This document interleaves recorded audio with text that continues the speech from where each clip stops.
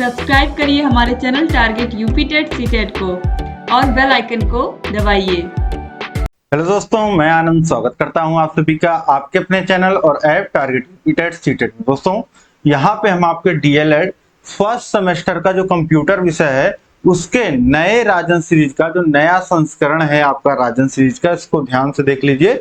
ये आपका 2024 का नया राजन सीरीज है, ठीक है।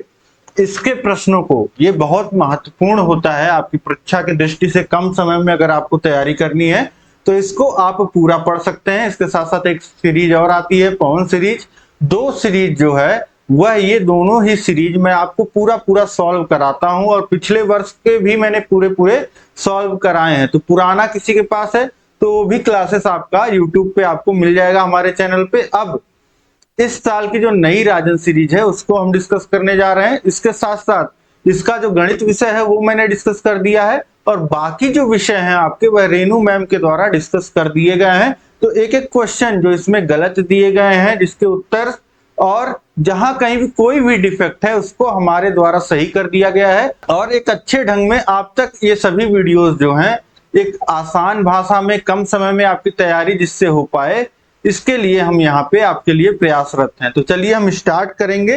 प्रश्न सारे वही हैं, देखिए इस फॉर्मेट में मैंने आपके लिए तैयार कर लिया है जिससे आप इस तरीके से एक एक प्रश्न को हम लोग डिस्कस करते हुए इस तरीके से प्रेजेंटेशन के माध्यम से चलेंगे तो और अच्छे से आपको चीजें समझ में आएंगी। बाकी सीरीज खोल के आप देखोगे तो प्रश्न सारे वही हैं, ठीक है, और वही सीरियल से भी हैं, ठीक है। तो कहीं कोई दिक्कत नहीं होगी और इसका पीडीएफ आपको हमारे ऐप पे मिल जाएगा। सभी विषयों को पढ़ने के लिए आप नीचे डिस्क्रिप्शन में आपको लिंक दिया गया है, वहां से पढ़िए। हमारा कांटेक्ट नंबर आपको शो हो रहा है। कहीं भी कोई भी समस्या अगर आती है आपको डीएलएड की तैयारी में तो आप पूछ सकते हैं, ठीक है। अब यहाँ पे सभी प्रश्नों को हम एक एक करके देखते हैं। देखिए यहाँ पे पहले प्रश्न का उत्तर आप लोग खुद से पहले कमेंट के माध्यम से करिए और इसको शेयर करिए और क्लास को लाइक कर दीजिए। आपका यह काम है लाइक और शेयर करना, मेरा काम है पढ़ाना। तो मैं पूरे मन से आपको एक एक क्वेश्चन एक्सप्लेन करके यहाँ पे पढ़ाऊंगा और आप लोग को क्या करना है, लाइक और शेयर। अब इसके बाद देखिए पहला प्रश्न, पहला ही प्रश्न आप देखिए यहाँ पे जो है BIOS, जिसे हम लोग क्या बोलते हैं, BIOS बोलिए या बायोस नाम से ये फेमस है। बायोस आपने सुना होगा। तो बायोस का पूरा नाम क्या होता है BIOS का, तो ये होता है बेसिक इनपुट आउटपुट सिस्टम। अब ऑप्शंस में देखिए कहां दिया गया है, ऑप्शन में पहले में देखिए बेसिक इनपुट सिस्टम दिया गया है। बेसिक इनपुट आउटपुट सिस्टम बिल्कुल यही होता है, बेसिक आउटपुट सिस्टम ये गलत है। बेसिक इंटीग्रेटेड सिस्टम ये भी गलत है। ये बेसिक इनपुट आउटपुट सिस्टम आपके जो सीपीयू होता है उसमें लगा होता है, जिससे जो होता है यह फंक्शन मॉनिटर करता है जो आपका मदरबोर्ड होता है उसका, ठीक है। तो इस तरीके से ये आप समझ गए पहला प्रश्न। इसके बाद देखेंगे प्रश्न संख्या 2 है, वर्तमान में कंप्यूटर में कौन सी नंबर प्रणाली प्रयुक्त की जाती है। देखिए कंप्यूटर में वही नंबर प्रणाली प्रयुक्त की जाएगी जो पहले आपको किसको इंस्ट्रक्शन देना है, आपको आदेश देना है कंप्यूटर को और कंप्यूटर काम करता है। और कंप्यूटर किस भाषा को समझता है, कंप्यूटर केवल 0 और 1 को समझता है। और ये भाषा क्या होती है, इसमें देखिए दो चीजें हैं, इसमें दो चीजें हैं और बाई का मतलब होता है दो। तो बाइनरी भाषा का इस्तेमाल किया जाता है कंप्यूटर में, बाइनरी प्रणाली का, ठीक है। जो आप देखते हैं कंप्यूटर को इंस्ट्रक्शन देना, ठीक है, तो कंप्यूटर को इंस्ट्रक्शन देने का मतलब है केवल 1 और 0 बताना, ठीक है। और ये बाइनरी प्रणाली इसको बोलते हैं। ऑप्शन दा जो हो जाएगा ये बिल्कुल सही हो जाएगा, ठीक है। हमेशा यही प्रणाली यूज होती है कंप्यूटर को इंस्ट्रक्शन देने के लिए। इसके बाद देखेंगे प्रश्न संख्या 3 है, ड्राइंग क्षेत्र में चाप खींचा जाता है। ये ड्राइंग क्षेत्र क्या है, ड्राइंग क्षेत्र ये है आपका जो आप कंप्यूटर में आपका ड्राइंग वाला, आपका जो ड्राइंग जो आप लोग कंप्यूटर में पेंट्स खोलते हैं, जो आपका MS पेंट आता है, माइक्रोसॉफ्ट का सॉफ्टवेयर पेंट आता है, उसमें क्या होता है आपका ये जो क्षेत्र होता है जहां पे आप डिजाइनिंग करते हैं उसको क्या कहते हैं, ड्राइंग क्षेत्र कहते हैं। और बोल रहा है कि चाप खींचा जाता है किसके द्वारा, तो चाप खींचा जाता है, यहाँ पे आपको ऑप्शन मिल जाएगा कर्व द्वारा, जो कर्व वाला ऑप्शन होता है उसके द्वारा। ठीक है, तो ऑप्शन बा जो हो जाएगा। देखिए आप चाप किससे लगाओगे, किसी कर्व रेखा से ही तो लगाओगे, स्ट्रेट लाइन से तो लगाओगे नहीं, ना कि चौकोर से लगाओगे, ना ही ब्रश से लगाओगे। तो आपका उत्तर हो जाएगा कर्व द्वारा, ऑप्शन बा सही हो जाएगा।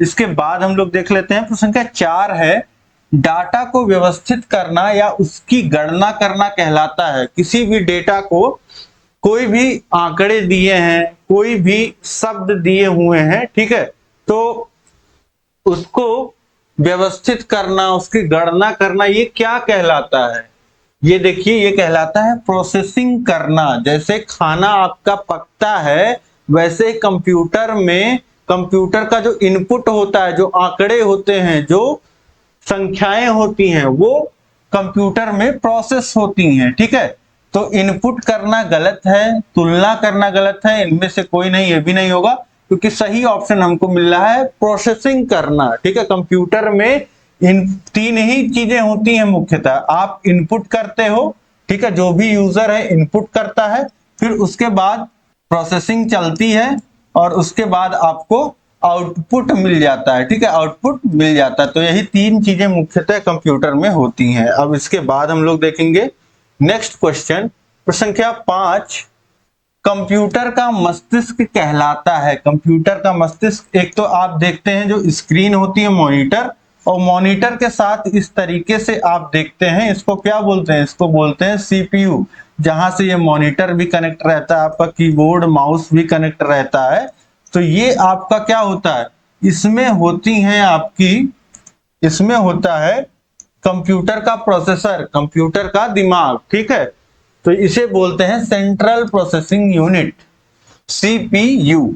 ऑप्शन सा जो हो जाएगा सीपीयू, यह बिल्कुल सही हो जाएगा। मॉनिटर तो आउटपुट दिखाता है आपका, प्रिंटर भी आउटपुट देता है, और कंट्रोल यूनिट केवल जो है कंट्रोलिंग का काम करती है। जो पूरा दिमाग बोला जाता है वह सीपीयू को बोला जाता है। ठीक है, इसके बाद हम लोग देखेंगे तो संख्या 6 है, कीबोर्ड की फंक्शन की संख्या होती है। आप कीबोर्ड में देखेंगे, कीबोर्ड में आप देखोगे सबसे आगे यहाँ पे बटन दिए होते हैं, F1 F2 इस तरीके से करके F12 तक बटन होते हैं, F करके 12 बटन होते हैं, उन्हीं की बात की जा रही है। इन्हीं को बोला जाता है फंक्शन की, मतलब फंक्शन वाली बटन। तो ये फंक्शन वाली बटन 12 होती है कुल, तो ऑप्शन सा जो हो जाएगा 12, यह बिल्कुल सही हो जाएगा। इसके बाद हम लोग देखेंगे प्रश्न संख्या 7 है, निम्नलिखित में से आउटपुट का माध्यम है। निम्नलिखित में से आउटपुट किसके द्वारा मिलता है,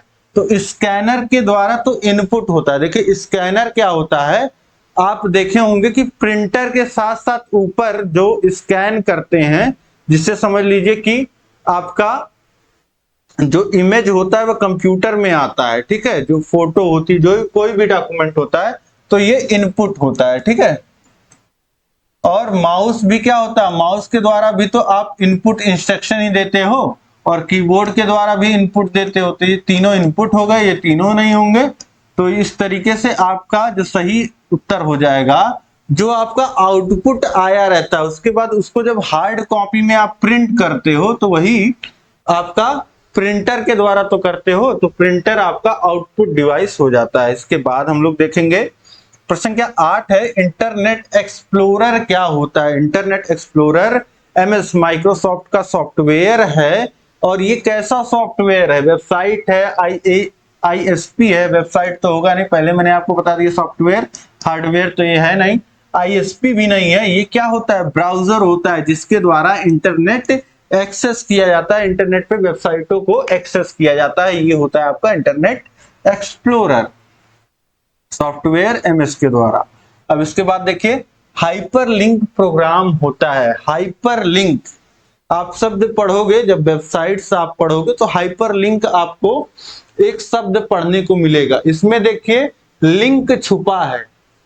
लिंक का मतलब क्या होता है, लिंक आप सभी लोग समझते हैं, हर वीडियो का हमारा एक लिंक होता है जिसको हम शेयर करने को कहते हैं, उसी के द्वारा आप वीडियो को एक्सेस कर पाते हो, क्लासेस को एक्सेस कर पाते हो। तो उसी तरीके का एक लिंक जो होता है वह आप कोई भी वेब पेज खोलते हो, ठीक है, कोई भी वेब पेज खोलते हो तो एक तो टेक्स्ट लिखा रहता है और एक टेक्स्ट ऐसा लिखा रहता है जिसपे आप माउस ले जाते हो तो उस पे आप क्लिक करते हो तो दूसरा पेज खुल जाता है।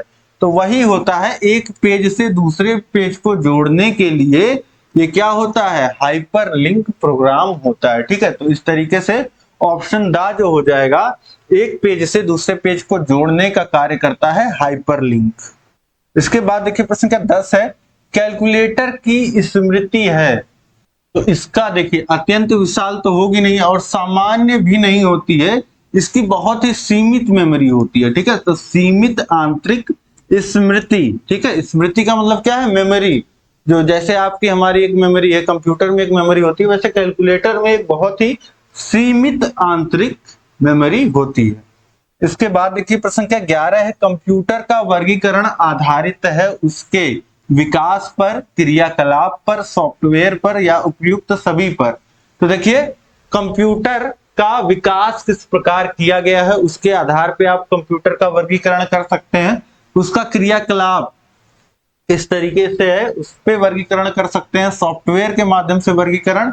तो कंप्यूटर कितने प्रकार के होते हैं, कंप्यूटर को अगर वर्गों में बांटा जाए तो विकास के आधार पे, क्रियाकलाप के आधार पे, सॉफ्टवेयर के आधार पे, सबके आधार पे बांटा जा सकता है। तो यहाँ पे ऑप्शन दा जो हो जाएगा उपयुक्त सभी, यह बिल्कुल सही हो जाएगा। प्रश्न क्या 12 देखिए, विंडोज माइक्रोसॉफ्ट ग्राफिक्स पर आधारित एक ऑपरेटिंग सॉफ्टवेयर है, graphical user interface operating system है, उपयुक्त दोनों या इनमें से कोई नहीं। तो देखिए विंडोज माइक्रोसॉफ्ट जैसे आप खोलते हैं तो आपको क्या दिखता है, छोटे छोटे आइकन्स दिखते हैं। ठीक है, छोटे छोटे आइकन्स दिखते हैं और हर एक चीज में आइकन दिखेगा, टेक्स्ट दिखेगा आपको। तो वो सब क्या है, वो सब ग्राफिक्स है। तो ये ग्राफिक्स पे आधारित ऑपरेटिंग सिस्टम है और graphical user interface operating system है। अब जैसे आप उस ग्राफिक्स पे क्लिक करते हो, ठीक है, तो अलग ग्राफिक्स आपको खुल के दिखता है। ठीक है, और उसके बाद ये जो इंटरेक्शन है, ग्राफिकल यूजर इंटरफेस इसी को बोला जाता है। तो ये दोनों का समाहित रूप ही जो है वह बनाता है विंडोज माइक्रोसॉफ्ट। तो यहाँ पे ऑप्शन सा जो हो जाएगा उपयुक्त दोनों, यह बिल्कुल सही हो जाएगा। इन दोनों के माध्यम से ही मिल करके जो है वह पूरा विंडोज सॉफ्टवेयर बनता है। इसके बाद देखिए प्रश्न क्या 13 है, ईमेल से जुड़ी फाइल जो ईमेल प्राप्त करने वाले को भेजी जाती है। अब ईमेल आप सभी ने लिखा होगा, जिन्होंने नहीं लिखा होगा, आप एक जीमेल आईडी, आजकल ज्यादा फेमस है जीमेल, आप अपने मोबाइल में एक जीमेल अकाउंट बनाते हैं। ठीक है, गूगल का जो मेल है उसी को क्या कहते हैं, जीमेल कहते हैं। ठीक, अब जीमेल अकाउंट आप सभी जितने एंड्रॉयड यूजर मोबाइल आप लोग इस्तेमाल कर रहे हैं, आपका एक जीमेल है, फॉर्म में भी आप जीमेल भरते ही हैं। तो ये जीमेल पे आप क्या करते हैं, जीमेल पे आप जाते हैं तो इधर आपको इनबॉक्स दिया रहता है, इधर आपको आए हुए मैसेजेस जो हैं वह दिखते रहते हैं। ठीक है, और इधर एक प्लस का साइन होता है जिसपे कंपोज का ऑप्शन आपको दिखा रहता है। तो यहाँ पे क्लिक करके आप नया मेल किसी को भेजते हैं। तो जब नया मेल आप भेजेंगे तो पहले पूछेगा टू, किसको भेजना है, फिर फ्रॉम में आपका रहता है, फिर उसके बाद यहाँ पे आप ईमेल लिखते हो और एक ईमेल में ही ऑप्शन आता है, यहाँ पे इस तरीके से साइन होता है, ये होता है अटैचमेंट का।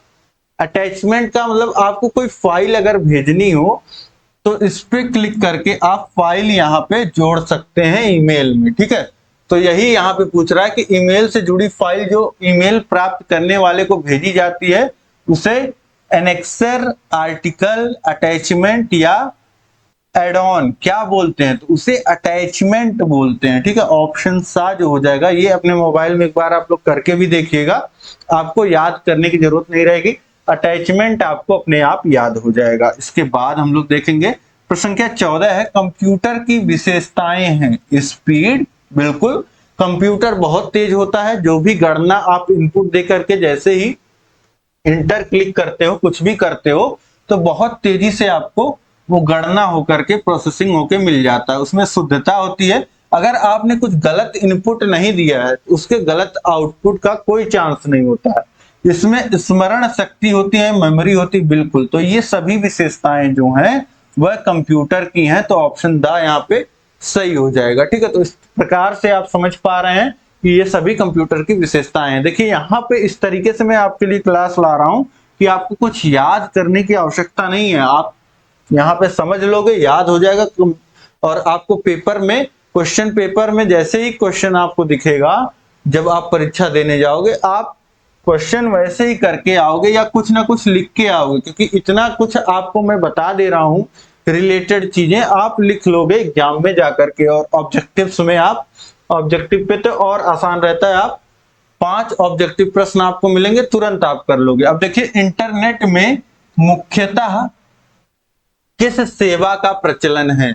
इंटरनेट में ईमेल का, टेलनेट का, चैटिंग का, या वर्ल्ड वाइड वेब का? तो देखिए इंटरनेट जो हमको सबसे बड़ी सेवा प्रदान करता है, www, वर्ल्ड वाइड वेब, मतलब पूरे विश्व में फैला हुआ जाल। इसी के द्वारा आपका ईमेल भी चलता है, टेलनेट, चैटिंग, ये सब इसी सेवा के माध्यम से हो पाता है। ठीक है, तो मुख्यतः जो सेवा है इंटरनेट की वह है वर्ल्ड वाइड वेब। और सेवाएं तो हैं ही, लेकिन जो मुख्य सेवा है वह यही है। इसके बाद देखिए प्रश्न क्या 16 है, चार्ल्स बेबेज के प्रथम मैकेनिकल कंप्यूटर को जाना जाता है पॉम टॉप, प्रोसेसर, कैलकुलेटर, या इनमें से कोई नहीं? तो देखिए चार्ल्स बेबेज, आपको पता है शुरू में इन्होंने ही मैकेनिकल कंप्यूटर बनाया, जिसको आज के कंप्यूटर का जो है वह आधार माना जाता है। और चार्ल्स बेबेज को ही हम कंप्यूटर का जनक, फादर ऑफ कंप्यूटर बोलते हैं। और ये इन्होंने बनाया क्या था? जो मैकेनिकल कंप्यूटर इन्होंने बनाया वो बेसिकली क्या था? कंप्यूटर का इतिहास आपने पढ़ा है तो कंप्यूटर का निर्माण इस तौर पे पहले हुआ कि गणना की मशीन है ये गणना की मशीन, इसका एक तरीके से कैलकुलेटर के रूप में पहले विकास हुआ। ठीक है, तो ऑप्शन सा जो हो जाएगा, चार्ल्स बेबेज का जो प्रथम मैकेनिकल कंप्यूटर है वह क्या है? वह है कैलकुलेटर। ऑप्शन सा सही हो जाएगा। इसके बाद देखिए प्रश्न क्या 17 है, टीसीपी तथा आईपी मिलकर इंटरनेट की जिस भाषा का निर्माण करते हैं उसे कहा जाता है टीसीआईपी? नहीं, ये तो वही नाम हो गया। Internet LAN? नहीं, ये भी नहीं कहा जाता है। एस्पिरांटो? या इनमें से कोई नहीं? तो एस्पिरांटो, ये इसको जो है वह इंटरनेट का, टीसीपी और आईपी को इंटरनेट का एस्पिरांतो बोला जाता है। एस्पिरांतो मतलब क्या? एस्पिरांतो एक अलग चीज है, बस दो चीजों को जोड़ दिया जाता है। ठीक है, जैसे लौह पुरुष बोला जाएगा तो सरदार वल्लभ भाई पटेल को बोला जाएगा, वैसे ही इंटरनेट की दुनिया का एस्पिरांतो अगर बोलें तो टीसीपी और आईपी को बोला जाएगा।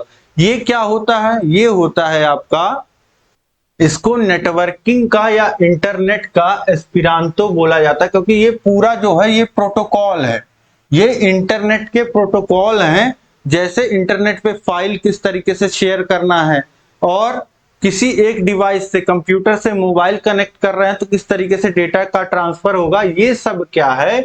ये सब जो है ये इसी प्रोटोकॉल में आता है और इसको एस्पिरांतो बोलते हैं, टीसीपी को और आईपी को। तो ऑप्शन सा यहाँ पे सही हो जाएगा। इसके बाद देखिए प्रश्न क्या 18 है, कर्सर की मौजूदा स्थिति के बाईं ओर के एक कैरेक्टर को डिलीट करने के लिए प्रयुक्त कुंजी है बैकस्पेस, डिलीट, इंसर्ट, कंट्रोल। तो यहाँ पे देखिए कोई भी शब्द लिखा हो, ठीक है, कोई भी, जैसे इंग्लिश का शब्द वर्ड, अगर वर्ड लिखा है और कर्सर यहाँ पे है, ठीक है, यहाँ पे आप देखते हैं कर्सर इस तरीके से ब्लिंक करता रहता है, ब्लिंक करता रहता है। अब अगर यहाँ पे हमको बोल रहा है कि कर्सर जहां पे है उसकी बाईं ओर, यानी कि इधर इस तरफ अगर एक कैरेक्टर डिलीट करना है, इसको डी को मिटाना है, तो उसके लिए कौन सी कुंजी, कौन सा की प्रेस किया जाएगा, कीबोर्ड में क्या दबाया जाएगा? तो उसके लिए बैक स्पेस बटन होता है, उस पे क्लिक किया जाएगा। ठीक है, इस तरीके से तीर लगा रहता है बैक स्पेस पे। ठीक है, तो वही यहाँ पे प्रयुक्त होगा, उसको दबाते ही डी जो है वह मिट जाएगा। तो इस तरीके से ये बैक स्पेस इसका सही ऑप्शन होगा। डिलीट से जो कुछ भी सेलेक्टेड होता है वो डिलीट हो जाता है, तो ऑप्शन आ जो हो जाएगा बैक स्पेस, यह बिल्कुल सही हो जाएगा। इसके बाद हम लोग देखते हैं अगला हमारा है संख्या 19, पीसी का पूरा नाम क्या है। तो पीसी का पूरा नाम होता है पर्सनल कंप्यूटर, जो कि यहाँ पे ऑप्शन बा में आपको दिया गया है। ऑप्शन बा बिल्कुल सही हो जाएगा। ठीक, इसके बाद हम लोग देखते हैं प्रश्न संख्या 20 है, एनालॉग और डिजिटल कंप्यूटर का सम्मिलित रूप है। Analog computer, digital computer, hybrid computer या पॉम कंप्यूटर। तो देखिए, जो एनालॉग और डिजिटल दोनों का सम्मिलित रूप होगा वह ना तो एनालॉग होगा ना तो डिजिटल होगा। ठीक, तो ये दोनों तो नहीं होंगे। इसके बाद हाइब्रिड, हाइब्रिड का मतलब होता है दो चीजों का समावेश, तो यही होता है ऑप्शन सा जो हो जाएगा आपका हाइब्रिड कंप्यूटर। ठीक है, मिला जुला रूप दोनों का, एनालॉग और डिजिटल का। ऑप्शन सा सही हो गया। इसके बाद हम लोग देखते हैं प्रश्न संख्या 21 है, कंप्यूटर स्क्रीन के बैकग्राउंड को किस नाम से जाना जाता है। तो कंप्यूटर, जैसे ही कंप्यूटर आप ओपन करते हैं, उसका पावर ऑन करते हैं, उसके बाद आपको पासवर्ड, या तो अगर आपने लगाया है तो पासवर्ड आएगा, नहीं तो एक वेलकम स्क्रीन आएगा। आप स्पेस दबाते हो या पासवर्ड डाल के जैसे ही खोलते हो तो एक स्क्रीन आपकी खुल जाती है। उस स्क्रीन को हम लोग क्या कहते हैं, डेस्कटॉप का नाम उसको दिया जाता है। ठीक है, तो ऑप्शन सा जो हो जाएगा डेस्कटॉप, ये बिल्कुल सही हो जाएगा। ठीक है, डेस्कटॉप। उसके बाद देखिए प्रश्न संख्या 22 है, वेब ब्राउजर करता है, हेल्प मेन्यू खोलता है, वेब पेज को खोलता है, तस्वीर बनाता है या उपयुक्त सभी। तो वेब ब्राउजर जो होता है वह वेब पेजेस को खोलता है। ठीक है, ये मैंने आपको पहले ही बताया वेब ब्राउजर के बारे में। वेब ब्राउजर क्या है, जो आपका वेब ब्राउजर है। देखिए, वेब मतलब क्या हो गया कि जो आपकी वेबसाइट्स होती हैं। ठीक, और ब्राउजर उस वेबसाइट को ब्राउज करने वाला, खोलने वाला। ठीक है, तो वेब पेजेस को खोलता है। ऑप्शन बा सही हो जाएगा। इसके बाद देखिए प्रश्न संख्या 23 है, सिस्टम पर एंटीवायरस अपडेट करने के लिए मुख्य आवश्यकता है किसकी, इंटरनेट की, प्रिंटर की, जॉयस्टिक की, या इनमें से किसी की नहीं। तो देखिए, एंटीवायरस अपडेट करना, एंटीवायरस समझ लीजिए कि एक तरीके से सुरक्षा देना कंप्यूटर को। ठीक है, तो सुरक्षा, देखिए जो मौजूदा सुरक्षा होती है, जो लोग सुरक्षा तोड़ने वाले होते हैं उसका कोई उपाय निकाल लेते हैं, और एंटीवायरस से क्या किया जाता है, नई नई चीजें लाई जाती हैं, अपनाई जाती हैं। ठीक है, तो ये नई चीजें आपको कहां मिल पाती हैं, इंटरनेट के माध्यम से। तो ऑप्शन आ सही हो जाएगा, इंटरनेट की, एंटीवायरस, सिस्टम पर एंटीवायरस अपडेट करने के लिए इंटरनेट की आवश्यकता होती है। इसके बाद देखिए प्रश्न संख्या 24 है, माइक्रोसॉफ्ट ऑफिस की मुख्य विशेषता है, इसमें विस्तारता का गुण है, यह अत्यंत सरल प्रोग्राम है, यह केवल सरकारी विभागों में प्रयोग होता है, या उपयुक्त सभी। देखिए, इसमें विस्तारता का तो गुण होता है, साथ ही साथ यह अत्यंत सरल होता है माइक्रोसॉफ्ट ऑफिस, और यह केवल सरकारी विभागों में प्रयोग किया जाता है। ये सरकारी विभागों में तो प्रयोग किया ही जाता है, लेकिन यहाँ पे भाषा इन्होंने थोड़ा सा गलत लिखा है, नहीं तो ये भी सही है। ठीक है, वैसे सारे सही हैं, तो ऑप्शन दा जो हो जाएगा उपयुक्त सभी, यह बिल्कुल सही हो जाएगा। ठीक है, बस इनको भाषा थोड़ा सा सुधारने की जरूरत है। यह सरकारी विभागों में प्रयोग होता है, ये भी सही है, यह अत्यंत सरल प्रोग्राम है और विस्तारता का गुण होता है, ये सभी यहाँ पे सही है। इसके बाद हम लोग देखेंगे प्रश्न संख्या 25 है, वर्कशीट के अंतर्गत सूचनाएं किस रूप में पाई जाती हैं। जो आपकी वर्कशीट होती है उसमें पंक्तियों के रूप में होता है डेटा, सीधी लाइनों के रूप में होता है, तिर्यक रेखाओं के रूप में तो कहीं डेटा जल्दी आपको देखने को मिलता नहीं है, तो आ बा दोनों के रूप में देखने को मिलता है। तो ऑप्शन दा जो हो जाएगा यह बिल्कुल सही हो जाएगा। इसके बाद हम लोग देखेंगे प्रश्न संख्या 26 है, एक्सेल का मुख्य कार्य क्या है। यहाँ पे एमएस एक्सेल सॉफ्टवेयर की बात की जा रही है। तो एमएस एक्सेल जो सॉफ्टवेयर होता है उसमें आप देखोगे इस तरीके से ये कॉलम होते हैं, कॉलम बने होते हैं, और इसमें फिर इस तरीके से रो बने होते हैं। ठीक है, रो बने होते हैं। इस तरीके से समझिए कि आपका यहाँ पे आंकड़े भरे जाते हैं। ठीक है, यहाँ पे डेटा, जैसे किसी कंपनी में कितना माल गया, कितना मैन्युफैक्चर हुआ, कितना किधर गया, कितना किधर गया, इसका आंकड़ा अगर इस तरीके से लिया जाए तो समझिए कि ऐसा आंकड़ा एक्सेल में होता है। तो डेटा सेव करना, मुख्य कार्य क्या है? डेटा सेव करना, डेटा को टेबल के रूप में सुरक्षित करना, आबा दोनों या इनमें से कोई नहीं। तो देखिए, डेटा तो सेव करना ही है इसका काम, बाकी जो मेन डेटा सेव करना है उसको टेबल के फॉर्म में सेव करना है। तो इसलिए यहां पे डेटा सेव करना ये तो सही है, लेकिन जो पूर्णतया सही है, डेटा को टेबल के रूप में सुरक्षित करना, ये ऑप्शन बा जो हो जाएगा, ये सटीक उत्तर हमको मिल रहा है। आ बा दोनों हम नहीं घसीटेंगे, क्योंकि एक ही में हमको पूरा उत्तर मिल जा रहा है, तो हम दोनों को क्यों लेंगे? तो डेटा को टेबल के रूप में सुरक्षित रखना, ऑप्शन बा सही हो जाएगा यहाँ पे। इसके बाद देखिए प्रश्न संख्या 27 है, एमएस पावर पॉइंट कैसा प्रोग्राम है? यहाँ पे बात की जा रही है एमएस पावर पॉइंट सॉफ्टवेयर के बारे में, जो एक प्रेजेंटेशन तैयार करता है। इस तरीके से जैसे मैं आपको क्वेश्चंस यहाँ पे पढ़ा रहा हूँ, उसी तरीके से ये एक पेज है, एक क्वेश्चन का एक पेज है, और इसमें कुछ इमेजेस भी ऐड हो सकती हैं, कुछ भी यहाँ पे मैं जोड़ सकता हूँ। इसके बाद जब मैं नेक्स्ट पेज कर रहा हूँ तो अगला क्वेश्चन आ रहा है। तो ये एक पेज का प्रेजेंटेशन है, एक प्रस्तुतिकरण है। ठीक है, तो ये किसके द्वारा बनाया जाता है, ये टेक्स्ट किसके द्वारा ऐड किए जाते हैं, यहाँ पे फोटो ऐड करना हो तो किस सॉफ्टवेयर के द्वारा किया जाता है? तो ये एमएस पावर पॉइंट के द्वारा किया जाता है, और इसको बोलते क्या है? ग्राफिक प्रेजेंटेशन संबंधी यह प्रोग्राम है। तो ये आपका ऑप्शन आ सही हो जाएगा। अब स्प्रेडशीट प्रोग्राम कैसा है? एक्सेल वाला, जो ये इस तरीके से लाइनिंग होती है वो एक्सेल प्रोग्राम जो है वह स्प्रेडशीट प्रोग्राम है। आ बा दोनों, ये भी गलत, ये भी गलत और ये भी।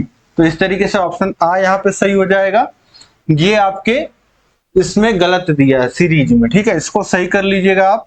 अब इसके बाद देखेंगे प्रश्न संख्या 28 है, शैक्षणिक संस्थानों के लिए निर्धारित किया गया डीएनएस है। अब देखिए, आप कुछ भी वेबसाइट पे जाते होंगे तो लास्ट में जैसे .com लगता है, .in लगता है, तो इसी तरीके से एजुकेशन में जो लगता है वह .edu लगता है। ऑप्शन बा जो हो जाएगा यह सही हो जाएगा। ये एजुकेशन संस्थानों के लिए निर्धारित किया गया है। इसके बाद हम लोग देखेंगे प्रश्न संख्या 29 है, डेटा सुरक्षा में मुख्य रूप से किसकी सुरक्षा आवश्यक है? डेटा सुरक्षा में अगर आप डेटा की सुरक्षा करना चाह रहे हैं, मतलब जो भी आपके आंकड़े हैं, जो भी फाइल्स हैं, उनकी अगर आप सुरक्षा करना चाह रहे हैं तो किसकी सुरक्षा करनी होगी आपको? मदरबोर्ड की नहीं।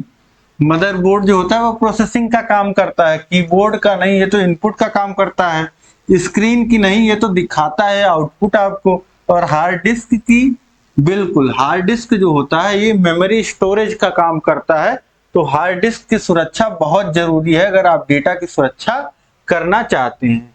इसके बाद हम लोग देखेंगे प्रश्न संख्या 30 है, ऑनलाइन संसार के क्षेत्र में धोखे, जालसाजी किए जाते हैं, हैकिंग से संबंधित, क्रैकिंग से संबंधित। बिल्कुल, आपके फोन को, कंप्यूटर को हैक किया जाता है। क्रैकिंग से संबंधित कोई लिंक फालतू किसी माध्यम से आपको, ये भी एक जालसाजी का तरीका है। और लुभावने ऑफर्स के द्वारा, ये आजकल का सबसे लुभा करके, डरा करके लोगों के साथ स्कैम किया जाता है। तो ये सभी क्या हो जाएंगे आपके उपयुक्त सभी, यहाँ पे ये सभी जो है वह धोखे, जालसाजी के साधन हैं यहाँ पे। इसके बाद देखिए प्रश्न संख्या 31 है, कंप्यूटर वायरस कितने प्रकार के होते हैं? तो बहुत सारे प्रकार। कंप्यूटर वायरस का कोई वो नहीं है, ये 4 से अधिक प्रकार के होते हैं। ऑप्शन दा सही हो जाएगा। इसके बाद देखिए प्रश्न संख्या 32 है, डेटा सुरक्षा के चरण है, डेटा की कॉपियां रखना, डेटा का नियमित बैकअप लेना। दोनों ही बहुत अच्छा कारगर तरीका है। डेटा को आप कॉपी कर लीजिए, मतलब उसी के तरीके का एक डेटा और तैयार कर लीजिए, और डेटा का नियमित आप बैकअप लेते रहिए। जैसे आपके पास नया डेटा तैयार होता है उसका आप बैकअप लेते रहिए। तो ऑप्शन सा, आ, बा दोनों यहाँ पे सही हो जाएगा। इसके बाद हम देखेंगे अगला प्रश्न है प्रश्न संख्या 33, हॉटमेल का विकास किसने किया? Sabir Bhatia, Bill Gates, Azim Premji, Peter नार्टन ने। तो ये जो हॉटमेल का आविष्कार किया गया, हॉटमेल का विकास जो किया गया वह सबीर भाटिया अपने इंडिया के ही बिजनेसमैन हैं, इनके द्वारा किया गया। ऑप्शन आ सही हो जाएगा। इसके बाद हम लोग देखते हैं प्रश्न संख्या 34 है, हार्डवेयर शब्द का अर्थ है कंप्यूटर के अनुदेशों से, भौतिक पुर्जों से, बैच सिस्टम से या ऑपरेटिंग सिस्टम से। तो हार्डवेयर शब्द का अर्थ है जितना कंप्यूटर के जो भाग आप देख पाते हैं, छू पाते हैं, वही जो है हार्डवेयर होता है। तो भौतिक पुर्जों से, ऑप्शन बा सही हो जाएगा।